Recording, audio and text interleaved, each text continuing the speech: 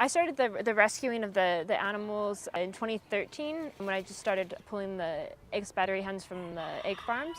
Privately, I just thought it was a good thing to do. The egg farm thing really bothered me, knowing how they lived and how they died, and they never knew anything good, and just at the scale at which it operates and how everything is legal, and nobody knows about it. And so as soon as I learned about that, I told my boyfriend at the time that I'm going to rescue those chickens, and I did, but years later.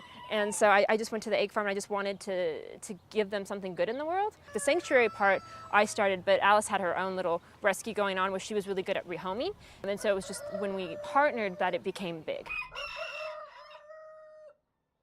They do better, definitely, when they're with some of our older girls. We keep them in here for the first week or two because they don't even know how to roost. And so they all cram into corners right upon rescue, and so we have to put them on roosts individually.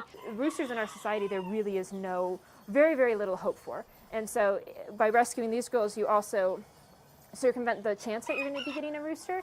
So that also will help with that problem. So I think that's what we're hoping that becomes more frequent in society. The underlying goal for us, to a large extent, is in the individualization of each one being somebody. Like somebody's in there, someone's looking back at you, and they deserve, they're just not treated as something living, and giving them that back. The most recent one was March 4th, and so she's one of our girls from the rescue. And so you can see she's been debeaked. They spent their whole lives warehoused in the tiny little cages, and they never felt sunlight or breathed fresh air, and they were not handled very gently. And so they basically nothing good in their lives. And so part of our program is to try to just give them back the life that they never got to live.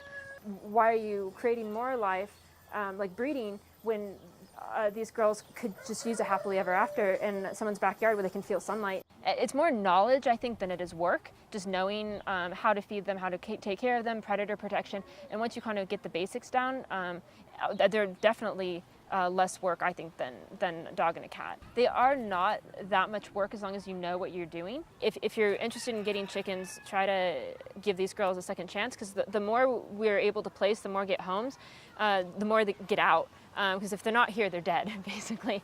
And we just want to give as many of them a chance as possible, and to make this more of a thing versus like a norm in society. To be like, all right, you guys suffered, so now you get to live.